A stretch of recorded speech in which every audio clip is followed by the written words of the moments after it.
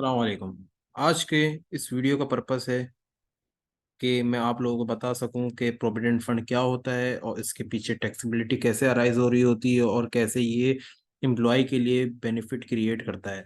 सबसे पहले तो मैं अगर आपको प्रोविडेंट फंड के बारे में थोड़ा एक मैं बात बताता चलूं कि provident fund, let's say provident fund एक टाइप का गल्ला होता है। तो यानी कि एक प्रोविडेंट फंड जो होता है, प्रोविडेंट फंड एक टाइप का ये गल्ला होता है जिसमें आपका एम्प्लॉयर भी पैसे डाल रहा होता है, जिसका में आपका एम्प्लॉयर भी पैसे डाल रहा होता है। और कुछ हिस्सा जो है एम्प्लॉय, यूजुअली ये 10% होता है ज़्यादातर कंपनीज में, 10% कुछ जो है एम्प्लॉय डाल रहा होता है। तो बेसिकली ये एक प्रोविडेंट फंड होता है। और जो है, अच्छा, इस प्रोविडेंट फंड को क्या आप ऐसे ही रख देते हो? नहीं, इसको आप इन्वेस्ट करते हो। जब आप इन्वेस्ट करते हो कहीं पर किसी बैंक वगैरह में तो आपको एक इंटरेस्ट इनकम मिलती है, इंटरेस्ट इनकम मिलती है जो आप वापसी इस इंटरेस्ट इनकम को घुमा के प्रोविडेंट फंड में ले जाते हो। क्योंकि जाहिर सी बात है, ये प्रोविडेंट फंड की वजह से इंटरेस्ट इनकम क्रिएट हुई है, तो ये वापसी घूम के प्रोविडेंट फंड में चले जाती है। अच्छा, प्रोविडेंट फंड बनाने का मकसद एम्प्लॉयर का ये होता है कि ताकि जब एम्प्लॉय जो है रिटायर हो या वो अर्ली जो है वो रिटायरमेंट ले ले या वो कंपनी छोड़ दे, तो उस सूरत में आप एम्प्लॉय को जो है एम्प्लॉयर प्रोविडेंट फंड की सूरत में एक पैसा मिल रहा होता है, एक अमाउंट मिल रही होती है, एक हेल्थी अमाउंट मिल रही होती है, जिसमें कुछ हिस्सा जो है एम्प्लॉयर का होता है और कुछ हिस्सा जो है एम्प्लॉय कंट्रीब्यूट करता है, कुछ हिस्सा एम्प्लॉयर कंट्रीब्यूट करता है। दोनों मिलके कंट्रीब्यूशन करते हैं और कुछ हिस्सा जो है वो हमारी इंटरेस्ट इनकम का भी आ रहा होता है प्रोविडेंट फंड में। क्योंकि जाहिर सी बात है, जब एम्प्लॉयर कुछ हिस्सा देगा, एम्प्लॉय कुछ हिस्सा देगा प्रोविडेंट फंड में, तो वो पैसा आप रखे तो रहने नहीं दोगे, उसको आप कहीं ना कहीं इन्वेस्ट करोगे। जब आप इन्वेस्ट करोगे तो उससे इंटरेस्ट इनकम जनरेट होगी, वो भी जाहिर सी बात है प्रोविडेंट फंड में एड ऑन हो जाती है। तो ये बेनिफिट होता है प्रोविडेंट फंड बनाने का कि एम्प्लॉय को एक हेल्दी अमाउंट जो है at the time of retirement या जब वो कंपनी छोड़ रहा होता है तो उसको मिल जाता है। सही है। अब मैं बात करूंगा आपके आपसे ये नट शेल में इनकम टैक्स ऑर्डिनेंस के अंदर जो है वो काफ़ी बातें इसके बारे में की गई हैं, लेकिन मैंने आपको एक समराइज सा एक जो है वो टेबल बनाया हुआ है जिससे काफ़ी आसानी हो जाती है प्रोविडेंट फंड को समझने में। अच्छा, अब देखते हैं इसमें कि अगर प्रोविडेंट फंड जो है वो 1925 के एक्ट के तहत बना हुआ हो, यानी प्रोविडेंट फंड का गल्ला जो है, यानी प्रोविडेंट फंड यानी जो है गल्ला जो है वो 1925 के एक्ट के तहत किसी एम्प्लॉयर ने या किसी कंपनी ने क्रिएट किया हुआ है, तो उसकी टैक्सेबिलिटी कैसे होती है? याद रखें, 1925 के तहत प्रोविडेंट फंड हमेशा हमेशा गवर्नमेंट एम्प्लॉयज का जो प्रोविडेंट फंड होता है वो हमेशा हमेशा 1925 के एक्ट के तहत जो है वो बन रहा होता है, ताकि उस पर कोई टैक्सेबिलिटी अराइज ना हो। या ब्यूरोक्रेसी आपकी जो इवन होती है, या ब्यूरोक्रेसी के ऊपर जो हायर लेवल पर जो लोग काम कर रहे थे उनके भी जो है प्रोविडेंट फंड जो है वो प्रोविडेंट फंड जो है वो 1925 के तहत बन रहा होता है। और इस पर जो है अमूमन जो है कोई टैक्सेबिलिटी अराइज नहीं हो रही होती। ये देखिए, इवेंट्स मैंने यहाँ पर लिखे हुए हैं कि employees contribution taxability in the year of deduction. ठीक है, एम्प्लॉयज की याद रखें। पहले मैं आपको ये पहला टेबल समझाता हूँ, ये वाला, कि एम्प्लॉयज, पहले मैं आपको पहले टेबल समझाता हूँ कि एम्प्लॉयज कंट्रीब्यूशन, पहले मैं आपको ये पहला टेबल समझा देता हूँ कि कैसे प्रोविडेंट फंड एक्ट 1925 का जो है वो रिएक्ट करता है या डील करता है, या कैसे क्या उनके बारे में बताया गया है इनकम टैक्स ऑर्डिनेंस में।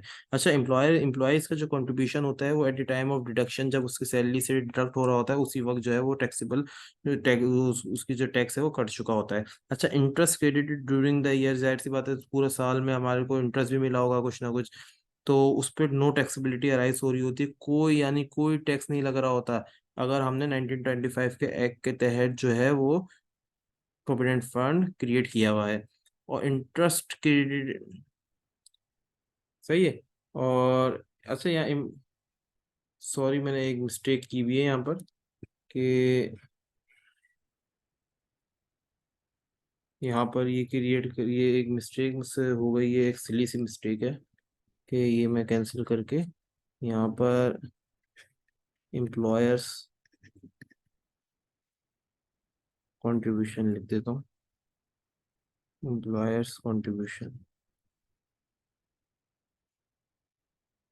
अच्छा, एम्प्लॉयर्स कंट्रीब्यूशन जो है उसकी कोई टैक्सेबिलिटी अराइज नहीं हो रही होती है अगर हम जो है 1925 के तहत बना रहे होते हैं अपना ये जो प्रोविडेंट फंड। और अगर ड्यूरिंग द ईयर हमारे को इंटरेस्ट भी मिलता है, जाहिर सी बात है हमने जो इन्वेस्ट किया हुआ होता है तो उससे हमारा इंटरेस्ट जनरेट होता है, तो उस पर भी कोई टैक्सेबिलिटी अराइज नहीं हो रही होती अगर हमने 1925 के तहत जो है प्रोविडेंट फंड क्रिएट किया हुआ है।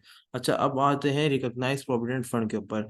ये पार्ट 1 ऑफ 6 शेड्यूल में इसके ऊपर बात की हुई गई है कि इसमें जो है वो टैक्सेबल जो है, अच्छा ये जो है ना एम्प्लॉय कंट्रीब्यूशन इसमें भी टैक्सीबल हो जाता है in the year of deduction. और एम्प्लॉयर्स कंट्रीब्यूशन कैसे इसमें रिएक्ट करता है, क्या काम करता है कि एम्प्लॉयर्स कंट्रीब्यूशन जो होता है वो इसमें हम देख रहे होते हैं ऐसे कि amount in excess of lower of देखते हैं किस चीज़ का, दो चीज़ों का, 1.5 लाख का और 1/10 of basic salary period plus dearness allowance is treated receive hands taxable का।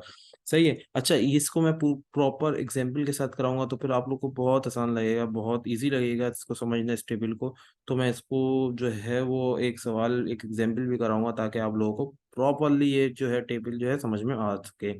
अच्छा, फिर इंटरेस्ट इंटरेस्ट इनकम भी हमारे को ड्यूरिंग द ईयर मिल रही होती है, इसमें भी मिल रही होती है, तो इसको हम कैसे इसकी टैक्सेबिलिटी करते हैं, कैसे कैसे उसको टैक्सेबल करा रहे होते हैं as per income tax ordinance के। उसको हम ऐसे कर रहे होते हैं कि हम एक्सेस ऑफ हायर ऑफ देखते हैं, उसमें हम जो है वो हायर ऑफ देखते हैं, यहाँ पर हम लोअर ऑफ देखते हैं, एम्प्लॉयर कंट्रीब्यूशन में हम लोअर ऑफ देखते हैं, यहाँ पर हम हायर ऑफ देखते हैं। किन दो चीज़ों का हायर किस चीज़ों का, 16% of interest on accumulated balance का और 1/3 of basic salary plus realise allowance का।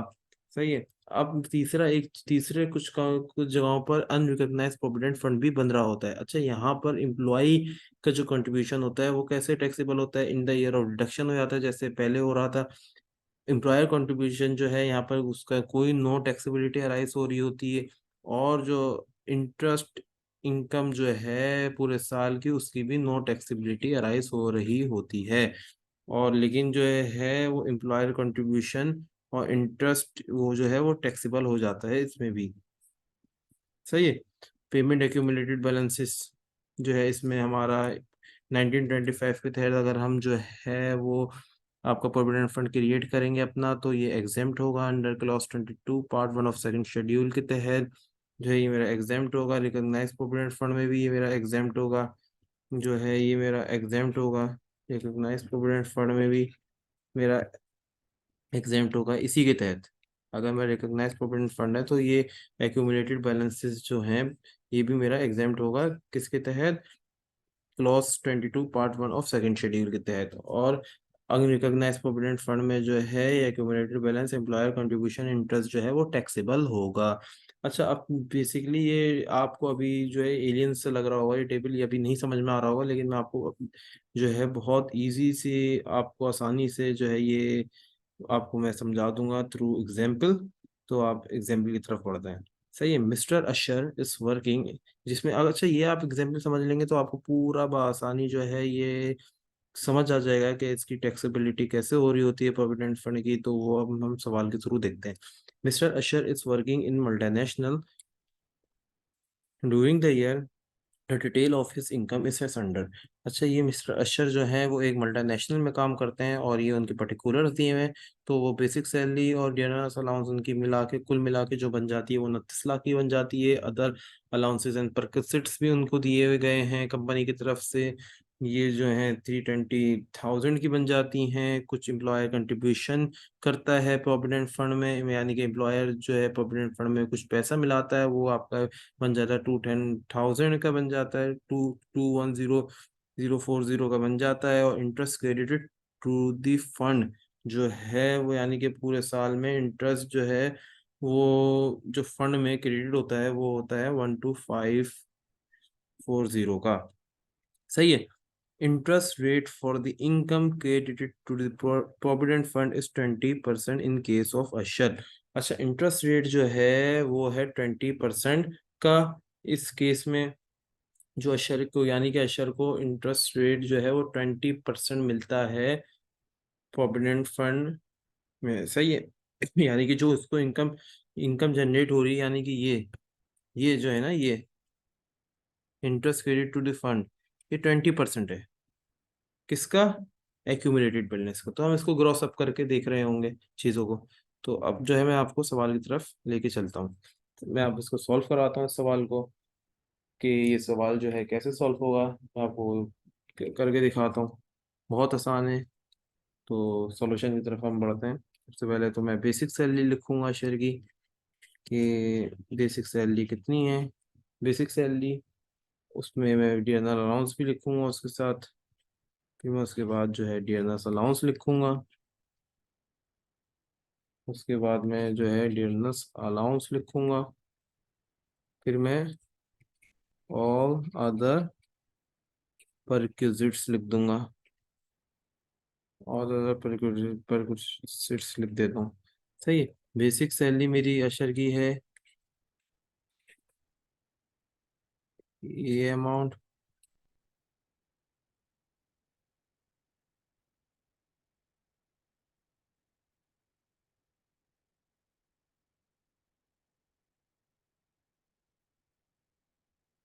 सही है। ये मेरा जो है बेसिक सैलरी है। एक मेरे पास जो वीडियो नसलों सवाल में दिया था वो मैंने लिख दिया। फिर अदर, ऑल अदर परक्विजिट्स लिख दिया। अच्छा, ये जो मैं ये लिख रहा हूँ, ये इसलिए लिख रहा हूँ, ये बेसिकली ये भी, इस पर भी टैक्स लगेगा। इस इन पर, इन सारी चीज़ों पर टैक्स लगेगा, जब भी मैं इसको जो है कंसीडर कर रहा हूँ उन सारी चीज़ों को। सही है। अच्छा, अब मैं इसको आपको करके दिखाऊंगा कि एम्प्लॉयर के जो कंट्रीब्यूशन होता है इसको हम कैसे टैक्सेबल कराते हैं। देखिए यहाँ पर लिखा हुआ है एम्प्लॉयर कंट्रीब्यूशन। ये देखें, एम्प्लॉयर कंट्रीब्यूशन को हम ऐसे टैक्सेबल करा रहे होते हैं। ये देखें, एम्प्लॉयर कंट्रीब्यूशन हमने कैसे कैसे लोअर ऑफ देखते हैं किसका, 1.5 लाख का और 1/10 of basic salary plus dearness allowance का। तो सही है। तो अब हम करेंगे एम्प्लॉयर्स एम्प्लॉयर कंट्रीब्यूशन। अच्छा, एम्प्लॉयर्स का जो कंट्रीब्यूशन है टू रिकॉग्नाइज्ड प्रोविडेंट फंड। अच्छा, employer contribution, actual actual contribution कितना है, इस सवाल में दिया हुआ है, बताया हुआ है कि एम्प्लॉयर कितना कंट्रीब्यूट करता है। टुवर्ड्स फंड कितना करता है भाई एम्प्लॉयर, एम्प्लॉयर करता है 210 का। ये करता है एम्प्लॉयर कंट्रीब्यूशन। सही है। हम क्या देखते हैं, हमें बताया हुआ है कि हम एम्प्लॉयर कंट्रीब्यूशन को कैसे टैक्स करा रहे होते हैं, लोअर ऑफ देखते हैं किसका, 1.5 लाख का और 1/10 ऑफ बेसिक सैलरी प्लस का। जो लोअर होता है उसको हम लेस करा देते हैं, उसको हम लेस करा देते हैं। तो हमने लेस करा दिया लोअर ऑफ, हमने लेस करा दिया lower of, lower of 1.5 lakh और 1/10 of basic salary plus dearness allowance का। अच्छा, जब हमने इसका 1/10 लिया ना basic salary plus dearness allowance का, यानी कि जब मैं इसको 29 लाख का 1/10 लूंगा, तो मेरा बन रहा है अराउंड 290। यानी कि मैं इसका बेसिक, यानी कि मैं 29 लाख का मैं टोटल, चले मैं अलग से लिख देता हूँ। इसका जो है मैं इस अमाउंट का जब मैं 1/10 लूंगा तो मेरा एक नंबर बन रहा होगा। वो नंबर मैं यहाँ लिख देता हूँ। 290 को यहाँ जो है मेरे पास 1.5 लाख आ गया। तो इनमें से लोअर कौन सा है, इनमें से हम देखेंगे लोअर, लोअर अमाउंट लेंगे उसको लेस कराएंगे। इनमें से इसका लोअर, इन दोनों केसेस में लोअर ही आ रहा है मेरे पास, ये 1.5 लाख। तो इस 1.5 लाख को मैं लेस करा दूंगा 2/10 में से। 1.5 लाख को मैंने लेस करा दिया 2/10 में से। जब मैं इन 2/10 में से इसको लेस कराऊंगा, जो जो रिमेनिंग अमाउंट होगा, यानी कि रिमेनिंग अमाउंट इस केस में क्या आ रहा है, 60,000, वो ट्वीटेड रिसीव्ड होगा। यानी कि मुझे एम्प्लॉयर से मिल गए 60,000 रुपये प्रोविडेंट फंड के, और ये टैक्सेबल होगा अंडर द हेड सैलरी। यानी कि मुझे जो 60,000 है ये मेरे ट्वीटेड रिसीव्ड है, जो मुझे एम्प्लॉयर से मिल गया टैक्स वाला जो है इस आपके प्रोविडेंट फंड को ऐसे टैक्स करा रहा होता है, एम्प्लॉयर के कंट्रीब्यूशन को ऐसे टैक्स करा रहा होता है। तो ये मेरा क्या हो गया, एम्प्लॉयर कंट्रीब्यूशन हो गया, जो ट्वीटेड रिसीव्ड हो गया, ट्वीटेड रिसीव्ड हो गया, सही है। अब इसके बाद आ गया interest credited to recognise provident fund, सही है, इसको मैंने कर दिया, interest credited to recognise provident fund हो गया। अच्छा, इसमें भी हम वैसे ही करेंगे कि एक्चुअल कंट्रीब्यूशन, एक्चुअल इंटरेस्ट मेरे पास क्या आ रहा है, 1 to 5 का। तो मेरे पास एक्चुअल इंटरेस्ट लिखा सबसे पहले मैंने अपना, एक्चुअल इंटरेस्ट लिखा सबसे पहले मैंने अपना, ये कितने का था मेरे पास, ये 12501 2, ये देखें, ये मेरे पास एक्चुअल इंटरेस्ट आ गया। अच्छा, इस केस में हमें हायर ऑफ देखना होता है, लेस कराना होता है, कैसे, higher of, higher of kin चीजों का, हायर ऑफ दो चीजों का हायर ऑफ हमें देखना होता है, 60% ऑफ एक्यूमुलेटेड बैलेंस का। अच्छा, याद रखिएगा एक्यूमुलेटेड बैलेंस हुआ तो वो हमें एक्यूमुलेटेड बैलेंस निकालना होगा इस केस में, सही है। और 1/3 ऑफ बेसिक सैलरी का, तो हमने यहाँ पर 16% ऑफ एक्यूमुलेटेड बैलेंस लेना होगा, और 1/3 of basic salary plus dearness allowance लेना होगा। तो 16% ऑफ एक्यूमुलेटेड बैलेंस जब मैं लूंगा तो यहाँ पर याद रखें कि हमारे को जो है वो दिया हुआ गया है, interest credit to the fund 1 to 5, यानी कि मेरे फंड में जो है इतना इंटरेस्ट मुझे हर साल मिलता है। तो ये कितना परसेंट है, ये कितना परसेंट है, ये 20% है, क्योंकि सवाल यहाँ पर दिया हुआ है सवाल में कि एग्जाम्पल में कि 20% अशर को हर साल इंटरेस्ट भी मिलता है, इंटरेस्ट भी मिलता है और वो प्रोविडेंट फंड में जमा हो जाता है। तो 20% यानी कि 20% है। जब मैं इसको 100% पे कैसे लेके जाऊंगा, मैं इसको डिवाइड करा दूंगा 20% से। जब मैं इसको 20% से डिवाइड कराऊंगा तो मैं 100% पे चलाऊंगा, फिर मैं उसका 16% लूंगा, क्योंकि दिया हुआ है 16% एक्यूमुलेटेड बैलेंस, एक्यूमुलेटेड बैलेंस का मतलब टोटल नंबर का, टोटल नंबर का। तो जब मैं इसका आपको 16%, आपको जब मैं ऐसे करूंगा, कैलकुलेशन जो है ना वो मैं, बहुत आसान कैलकुलेशन है इसकी, इसकी कैलकुलेशन मैं ऐसे कर रहा हूँगा कि 1250 को मैं डिवाइड कराऊंगा 20% से, और मैं मल्टीप्लाई करा दूंगा 16% से। तो इसका एक नंबर बन रहा होगा, वो है 1 मिलियन, सही है। इस केस में मैं हायर देखूंगा, और यहाँ पर जब मैं 1/3 लूंगा और बेसिक सैलरी और प्लस डियरनेस अलाउंस का, यानी बेसिक सैलरी मेरे पास क्या थी इस केस में, 10 थी, प्लस ये थी। जब मैं इन दोनों का 1/3 लूंगा, यानी कि 1/3 लूंगा इन दोनों का, तो मेरे पास एक नंबर बन रहा होगा, उस वो नंबर आ रहा है 966,667। आप लोग कैलकुलेट करिएगा, मैंने ऑलरेडी कैलकुलेट मैं कर चुका हूँ। तो इन दोनों का यहाँ इस केस में मैं क्या देख रहा हूँ, हायर ऑफ देख रहा हूँ। तो हायर इन दोनों में से क्या है, इन दोनों में से हायर है 1 मिलियन। तो ये मैं इस एक्चुअल में से, एक्चुअल इंटरेस्ट में से माइनस करा दूंगा, इस एक्चुअल इनकम में से 1 मिलियन जो है मेरी माइनस हो गई अमाउंट। जब इन दोनों में से ये इसमें से माइनस हो जाएगी, तो मेरे पास एक नंबर बन रहा होगा 250 का, जो, अच्छा, ये जो नंबर बन रहा होगा, ये जो बचा हुआ नंबर मेरे पास बन रहा होगा, जब मैं इसमें से 1250 में से ये माइनस कराऊंगा ये 1 मिलियन, तो मेरे पास 250 जो बच रहा होगा, ये चार्जेबल टू टैक्स होगा, और ये इंटरेस्ट क्रेडिटेड ट्रीटेड रिसीप्ट जो है ये कंसीडर होगा, इंटरेस्ट रिसीप्ट ट्रीटेड रिसीप्ट जिसे हम कहते हैं, कंसीडर होगा, सही है, 250। और इस पे भी टैक्स लग रहा होगा, ये चार्जेबल टू टैक्स हो जाएगा 250 का अमाउंट जो है। और टोटल सैलरी मेरी जो बन जाएगी, जिस पर मेरे जिस पर मुझ पर टैक्स लगेगा, यानी कि जिस पर टैक्स मेरा राइज होगा, टैक्स कैसे हम देखेंगे, इस टोटल नंबर पे थ्रू स्लैब रेट। तो ये नंबर जो मेरा अब आएगा, फाइनली मेरा नंबर एक आ रहा होगा, तो हम किस किस चीज़ों को देखेंगे, देखें मैं आपको दोबारा बताता हूँ शुरू से, कि सबसे पहले तो हमने अशर का बेसिक सैलरी ली, क्योंकि वो उस पर तो टैक्स लगना ही लगना है। जनरल अलाउंस पे भी टैक्स लगना लगना है। क्यों लगना है? क्योंकि जो है, जो भी बेनिफिट आपको एम्प्लॉयर की तरफ से मिलता है उस पर टैक्स लगता है। तो डियरनेस अलाउंस पे भी आपने टैक्स जो है लगेगा, तो उसको भी आपने कंसीडर कर लिया। ऑल अदर परक्विजिट्स को भी आपने कंसीडर करा टैक्स की कैलकुलेशन में। फिर आपने एम्प्लॉयर की कंट्रीब्यूशन पर जब आप आए, तो एम्प्लॉयर की कंट्रीब्यूशन ने 2/10 का कंट्रीब्यूशन करा होता है, लेकिन उसमें से कुछ हम हिस्सा माइनस करेंगे। तो उसमें से कैसे माइनस करेंगे? लोअर ऑफ के हिसाब से। कैसे करेंगे? लोअर ऑफ के हिसाब से। एम्प्लॉयर कंट्रीब्यूशन में हम लोअर ऑफ देखते हैं किन चीजों का, 1.5 लाख का और 1/10 of basic salary plus general allowance का।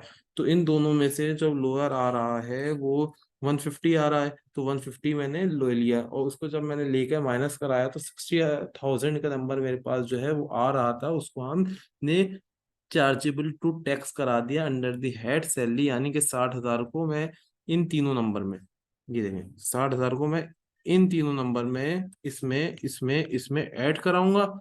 इसको 60,000 को जो है मैं इन तीनों नंबर में ऐड कराऊंगा। फिर इसके बाद मैंने जो है इंटरेस्ट क्रेडिट की वर्किंग करी, और उसमें से एक नंबर निकाला जो कि मैं जिसको चार्जेबल टू टैक्स कराऊंगा।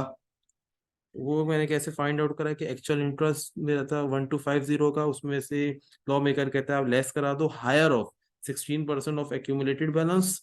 एक्यूमुलेटेड बैलेंस को मैंने ग्रॉस अप करा, उस पर 16% लगाया, और 1/3 of basic salary plus dearness allowance.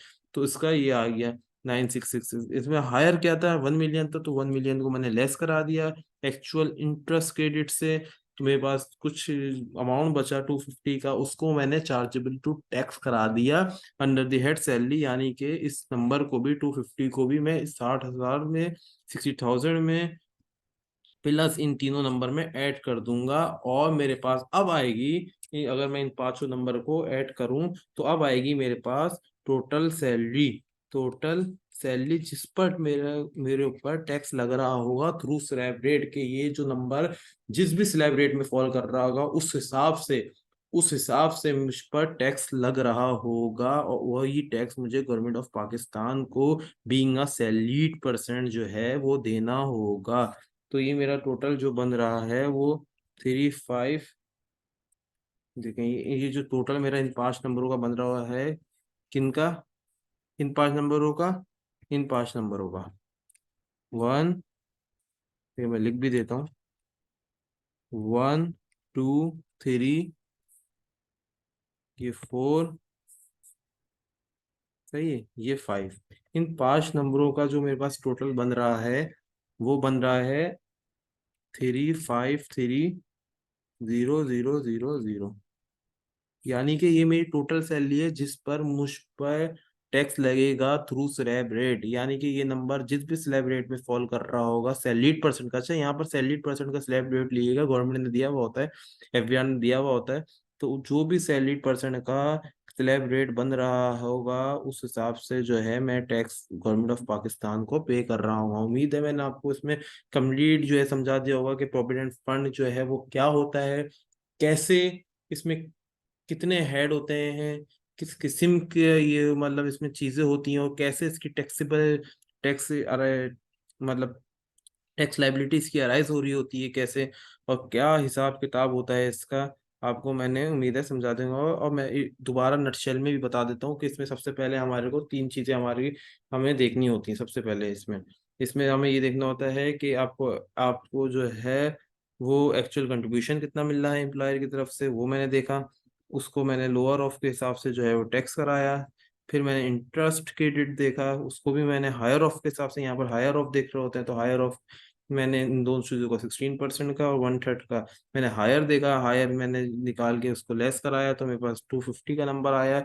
इन दोनों नंबरों को जो है मैंने जो है वो basic salary plus general allowance और अदर परक्विजिट्स में ऐड जब कराया तो एक नंबर मेरे पास बन गया 35300000 का, जिस पर मेरे पे फाइनल ये वो नंबर ये फाइनली ये वो नंबर है जिस पर जो है एक सैलरीड इंडिविजुअल यानी कि शेख अशर जो है वो टैक्स पे कर रहा होगा अपनी salary pay to the government of Pakistan, यानी कि इस अमाउंट पे यानी कि जो मिस्टर अशर है वो बेसिक सैलरी पे नहीं टैक्स दे रहा होगा, बल्कि इन 5 नंबरों पे मिला के जो 3530, यानी कि ये जो अमाउंट है, यानी कि यानी कि